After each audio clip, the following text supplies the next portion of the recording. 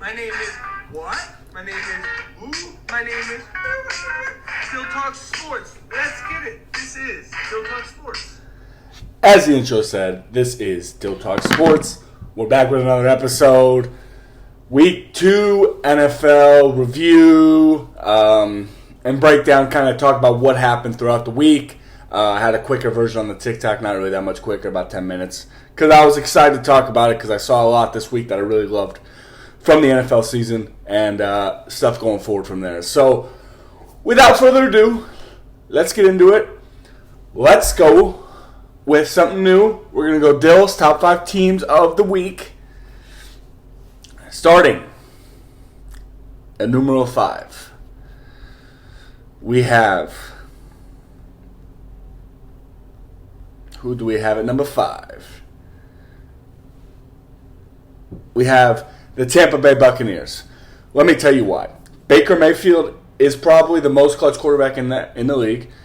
He makes the plays when these happen, and the Buccaneers always just seem to find a way to win. They got veteran talent. You know, they had the Super Bowl a couple years ago. Todd Bowles a great coach there, great system in place, and I just like the direction that the Buccaneers are going and where they're kind of going from there. I think what they got going on is going to be really good going forward. The defense is only going to get better, as well as the rest of the team. So, Buccaneers, force Bjork with the NFC. Next team, number 4. Number 4, we have the Baltimore Ravens. Of course, Lamar Jackson's a great quarterback. Derrick Henry's a great running back. But the thing that worries me about the Ravens is the defense, of course, with the Bills game. But, you know, that could have been week 1 jitters. Got over it. Bills played much better defense as well as the Ravens. So Lamar, 4 touchdowns last game against the Browns showed why he continues to be one of the best quarterbacks in the league. Of course, Derrick Henry. That's all I got. That's Derrick Henry's game. We almost had the same amount of rushing yards, but it happens. So, but Zay Flowers out there with Lamar, them getting that camaraderie and that chemistry is just elevating that team a lot. And of course, John Harbaugh is a great coach, and that's no question. John Harbaugh's a great coach, and kind of things can go from there. Number 3, we're going with the San Diego Chargers. Wow, San Diego, Los Angeles Chargers. Number 3 best team. I think the Chargers this year are poised to make something happen. I'm really excited with the direction of where the Chargers are going, and first of all, it starts with Justin Herbert and Madison Beer. Shout out, bro. Good for you.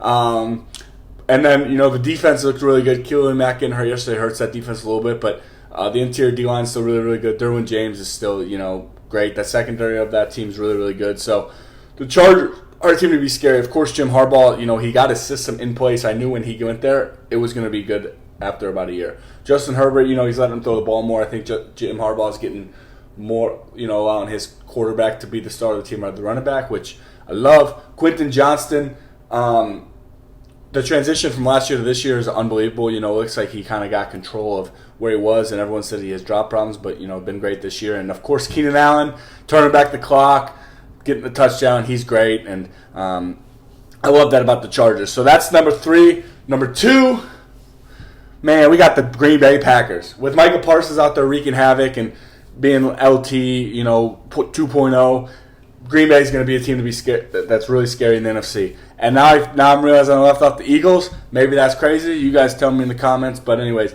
Pack, defense good. Micah Parsons helped. Jordan Love, good enough. System in place with Matt LaFleur and all that. And then the number 1 team, baby. You don't even need to know what it is because you know who it is. The Buffalo Bills, Josh Allen, and them boys. 2-0 again this year. Put a stop on the Jets after the Jets put up a good showing against the Steelers. Josh Allen is him. He's been the best quarterback in the league for 4 or 5 years. I have gone on record by saying that. I love where Mahomes is, but he's very much stagnated, and Josh Allen has only gotten better. Look at the stats. Lamar, you have a better argument with Josh than Mahomes. And I know, Mahomes, 3 Super Bowls. Got it. Understand. Let's see what he does with his team dwindling a little bit this year. But that's my A-list. Defense got to be better. It's not my A-list. That's ESPN. This is Dyl's list.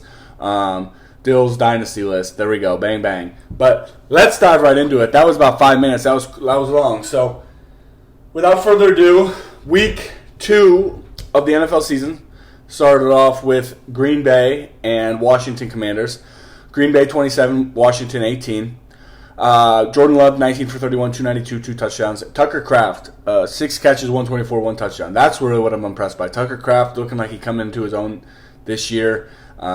Really good player. But Packers, man, people thought that was just a juggernaut last week with the Lions. I think the Packers are a really, really good team in the NFC and have a lot of opportunity to make a lot of noise in that division.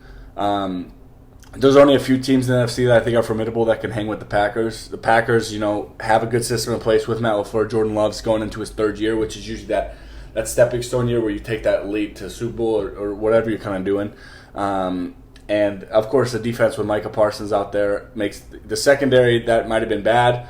Now with Micah Parsons is good. Look at Dallas' secondary, which we'll get to in a little bit. Dallas' secondary isn't the same anymore because they don't have Micah Parsons out there wreaking havoc. But on the other side of the ball, Jane Daniels, the first 2 games this year has not looked the same at all. He's kind of gone come back down to earth and looks very mediocre. And that will happen. With sophomore slump kind of quarterbacks, these teams get film on you. They kind of figure out what you do well, what you don't do well, and force you to play that way, and then as the season goes on, you get better. So you'll see like a sophomore slump usually in the beginning of the year, and they kind of get better at the end and then roll it into next year. But Commanders will be fine. Dan Quinn's a great coach. They got a great system in place there. But, I like where Debo's at. Prayers up to Austin Eckler, man. It's horrible that happened to you, brother. Just Colorado boy from Eaton. Hate to see that, man. Hopefully it's not the end of your career, but if it was a career well done. The Commanders, they're going to be all right. That division, again, is a tough division, but they're going to be all right. So, next game, we got Bengals-Jags. Bengals 31, Jaguars 27. Trevor Lawrence looked great in the game, and I know they lost, but Trevor Lawrence 24-42, 271, 3 touchdowns.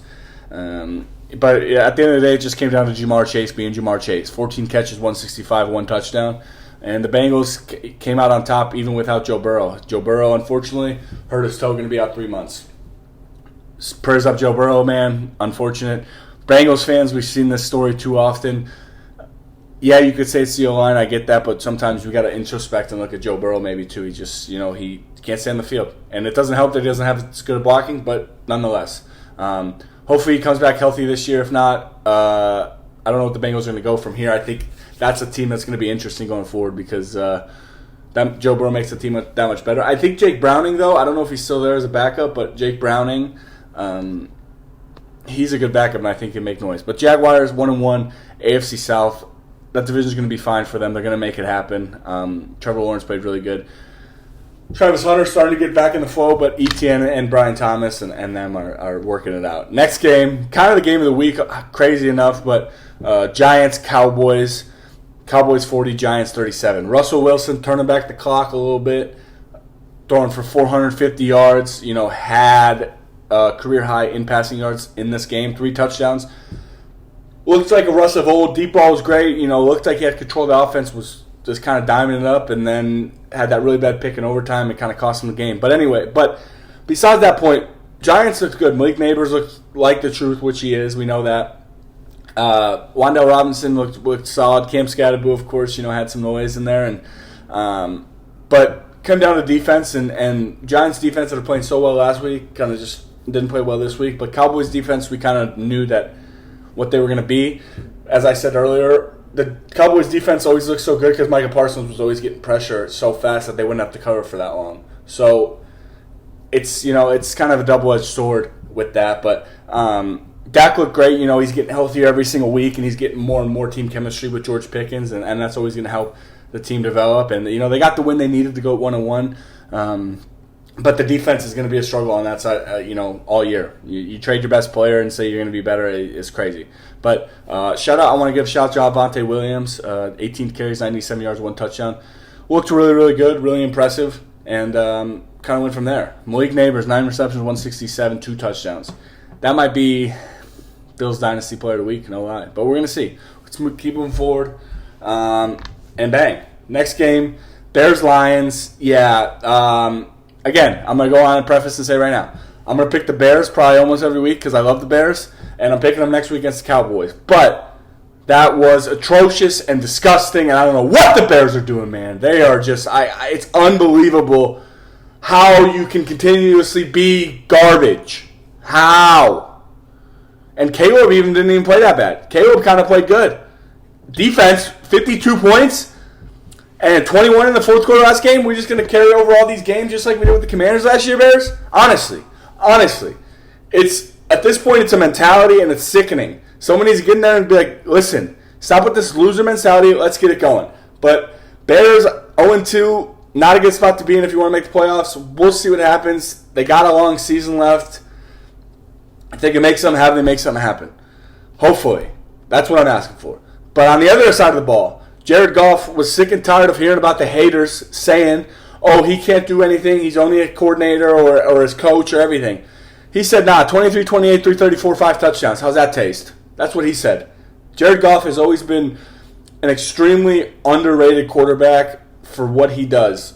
He's a winner. He's been to the Super Bowl. He's consistently a 4,000-yard passer, about 40 touchdowns, and is always doing what he needs to do. So Lions back on track. Of course, Dan Campbell and them have that chemistry going. So of course that helps. But the Lions were always going to be all right. You know, Ben Johnson is a tough loss, and Aaron Glenn's a tough loss. But Dan Campbell's that they have an attitude about their team. They do. And that's what the Bears, I don't think, have.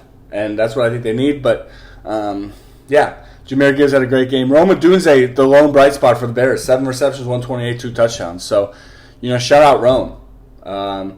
And, yeah, so next game, Rams-Titans. Your boy was there at the Titans game. And, yeah, of course they lost because the Titans are not very good. So let's start with the Titans side of the ball. Titans, Cam Ward.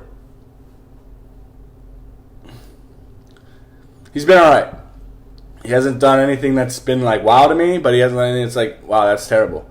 Bright spot for the Titans, their defense is really good. But I'm going to tell Brian Callahan now, if you want to save your job, live and die with Cam Ward. Dude threw for the most, has all these college records, and we're not throwing the ball this much. Like, I get establishing the run game, but the run system or run system that you run is not that good. I don't know. I don't like it. But Titans, I think they got some going to do. They need to get a receiver number 5. I think his name's like Ayomancer. He's the truth. He's going to be a really good player for them. But Titans, yeah, defense really good. Offense got to do some work. But on the other side of the ball, Rams, consistently a really good team. Sean McVay, has the system in place and has established a culture there for a very long time, and it's tough to get past it. Stafford, 23 for 33, 298, 2 touchdowns. Puka Nacua, was just torching up teams. He's got that deceptive speed, doesn't even look that fast, but just cooks teams up. Higbee, the defense is really good. The Rams are another team in the NFC that I think, other than, say the Eagles, are in that tier with the Packers as well. So we'll see what happens there. Rams, I like them in that division. Titans, we'll see. They can get better, but they got to throw more and trust Cam Ward. Next game, Patriots-Dolphins. Let's start on the loser end. Patriots 33-1, and then Dolphins 27. Let's start on the Dolphins side. Man, Mike McDaniel's system, I think it ran its course in Miami. I think Miami's done.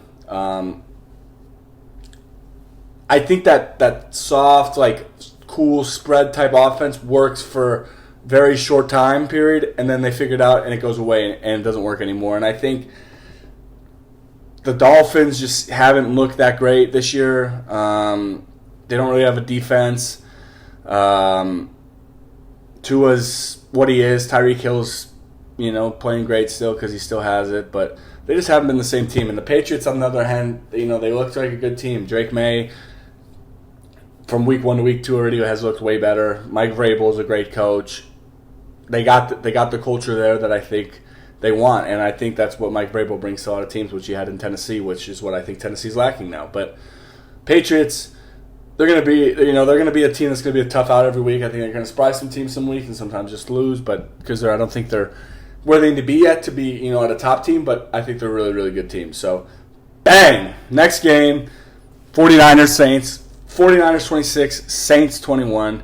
Mac Jones 26 for 39, 279, 3 touchdowns. That's Mac Jones. That's the Mac Jones special. Mac Jones has always been a decent quarterback. I think he just need to get into a better system, and no better system to be in than Kyle Shanahan's system, and see what he did there. I mean, he played great. Juwan Jennings, 5 receptions, 89 yards, 1 touchdown. And, of course, Christian McCaffrey, how can we forget? Kind of looking like he's turning back the clock this year, hopefully, with fantasy playing really well and balling out as Christian McCaffrey does. And the 49ers look like they're back on track to be a top perennial team in the NFC after a lull last year with a lot of injuries and stuff like that. On the other side of the coin, the New Orleans Saints. I'm sorry, New Orleans Saints. There's not a lot of good to say about you right now. Except my boy, shout out Carl Granderson, man. Played with you at University of Wyoming. You were a great mentor to me. Leading the league in sacks, balling out. Keep doing it, brother. Shout out number 96 on the Saints. So, but on the other end, Kamara is still a bright spot. Of course, they got there, but I think they got to figure something different out quarterback. Next game, Bills-Jets, one of the best games of the week, just because of the Bills. But Bills kind of blew them out. Bills 30, Jets 10. Josh Allen, honestly, pedestrian day for him, but didn't really need to play great. 14 for 25, 148. James Cook, 21 carries, 132, 2 touchdowns. James Cook showing why he's worth all that money we paid him, and he always was. He's great back, great culture player, and just loves being in Buffalo. So Bills' defense looked a lot better. They looked like they figured out how to stop a running quarterback. And I know that Justin Fields isn't Lamar, but he's close. And then on the Jets end of the side, Justin Fields getting hurt's really tough. But a lot of the Jets, it looked like it reverted back to the old Jets. Like, didn't look prepared, didn't look ready to go, didn't look blah, blah, blah, blah, blah. And Aaron Glenn did, after the game, admit that it was on him that he didn't have the team ready to go. But at the end of the day, they are the players. They're the ones that are playing the game. I get that you can do things as coaches to, get them ready to go. But they already had a game won, so they should know how to play football. So that's how that works. Bang! But Bills, great team. Next game, Seahawks, Steelers. Seahawks 31, Steelers 17. Great game. Sam Darnold, 22 for 33, 295, 2 touchdowns. Sam Darnold looking like, the truth and looking like the right decision for them. Kenneth Walker, turning back the clock, maybe 13 carries, 105, 1 touchdown. And then JSN, 8 receptions, 103, man. But the more impressive part of this whole Seattle team was that defense. That defense is going to be really, really good, especially the secondary. The whole defense is really good this year, and that's what I think is going to get Seattle farther in the NFC than people think. I think they're more of that dark horse team that's on like that mid tier, like high to mid tier. But I think that they could surprise teams based on what Seahawks always do. And then on the other side of the coin, the Steelers. Aaron Rodgers, didn't have the best game, but played well.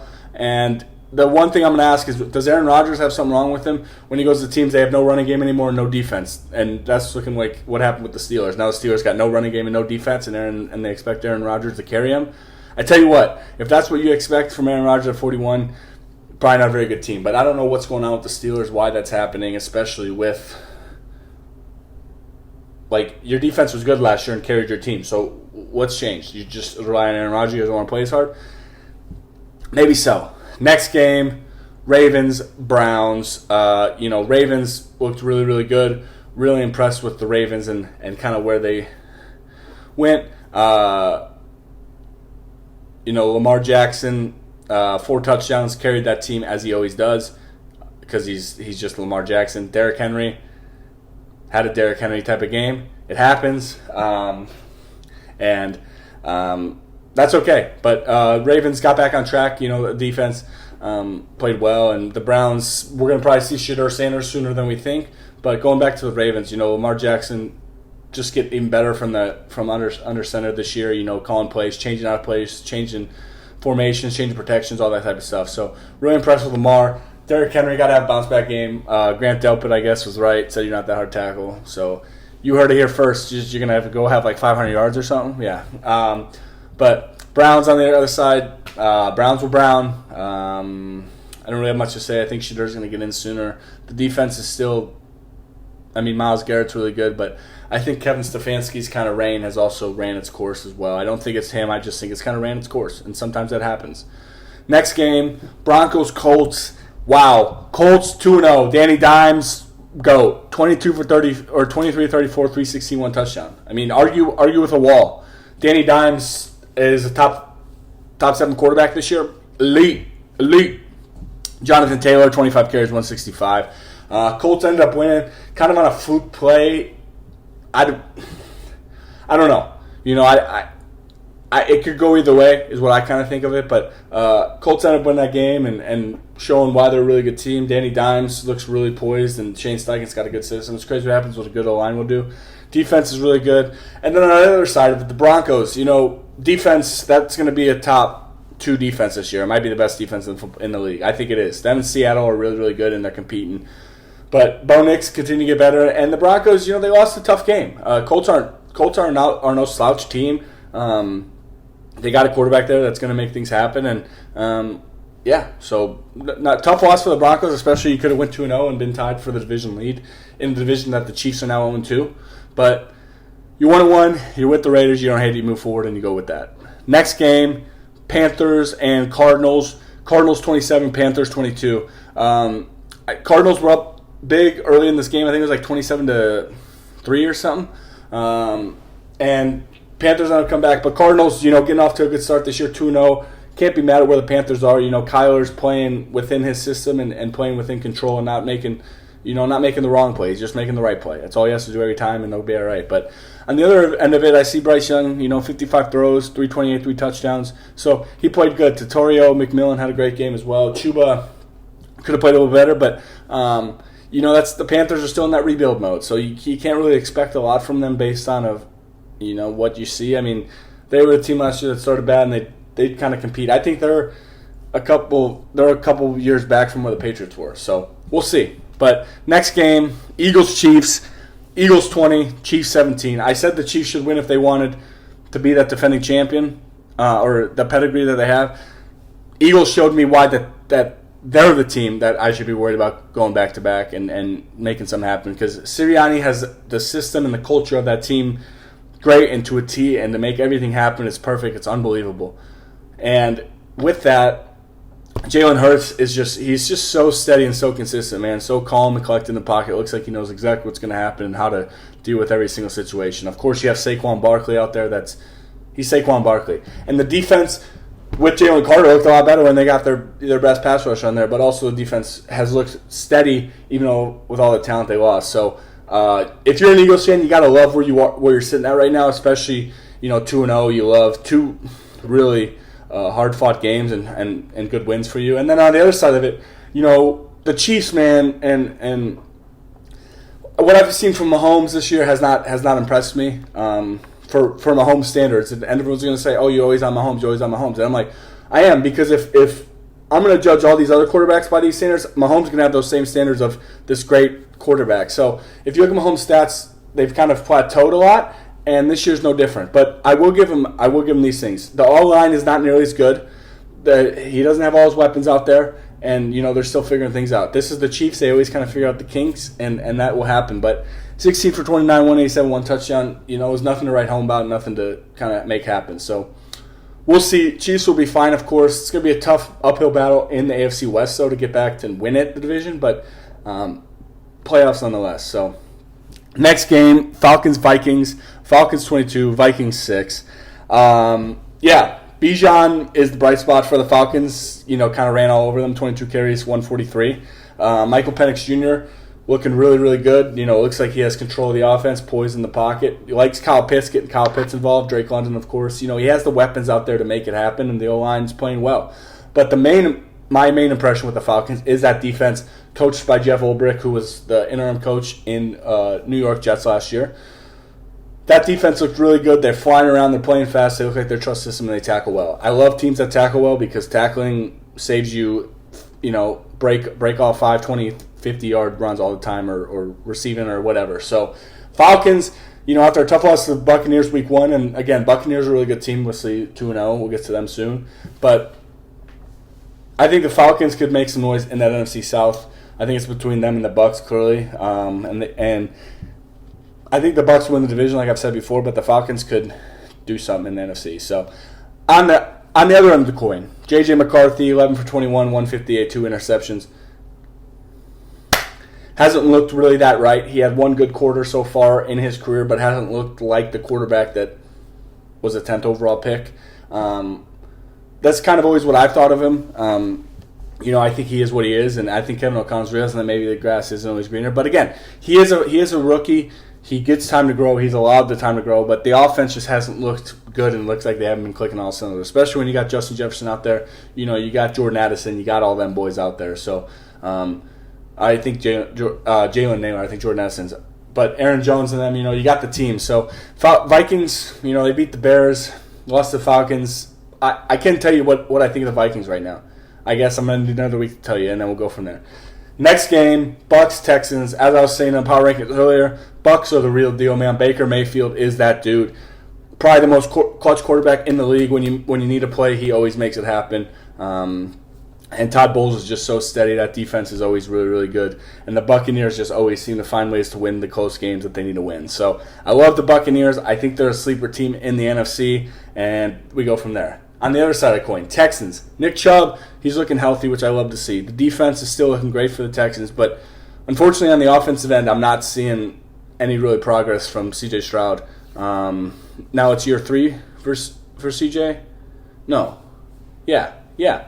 Now it's year 3 for C.J., and after his rookie year, his last year, he looked, and these first 2 games, he hasn't looked great. So I don't know what it is. It is a sophomore kind of slump that kind of rolls over, but he'll get it figured out. He's a great player, and he'll go from there, and he'll make it happen. And then the last game of the night was the Chargers and the Raiders, which Chargers, man, they're the most impressive team that has impressed me this week so far. And honestly, that's who we're going with Dyl's Dynasty Player of the Week, is we're going with Jay Herbo, man. He deserves it. He's been playing really well, and Jim Harbaugh's starting to trust him. Also, Madison Beer News. Got to love it. But anyways, Chargers look really good. Tough loss to Khalil Mack on the defense, but Derwin James and the rest of that defense is really, really good. The secondary is really solid.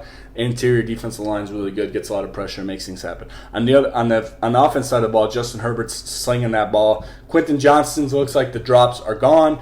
Keenan Allen, of course, always a steady veteran, always going to make the plays when you need him. And then on the other end, Raiders, I don't know. Pete Carroll's a great coach. Geno is what Geno is. I think he's okay. I don't think he's great. I think he's good. I think he's decent.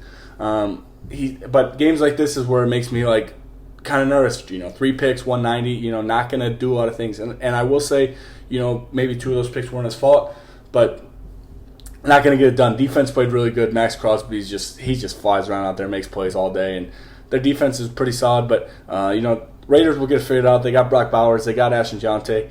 I just think there's a few things that need to be ironed out. So, woo! That was bang. That was good. That was 28 minutes. That was Dyl Talks Sports, weekly, Week 2 NFL review and breakdown. Really excited for Week 3 and just going forward this season. I think there's a lot of curiosity and pandemonium going on in the NFL that we haven't seen in a while. So let's enjoy it. Let's keep it going. Appreciate y'all joining along. Keep grinding. Like and subscribe, like and follow, whatever you guys want to do. But let me know in the comments what you think. Appreciate y'all, and God bless. Deuces.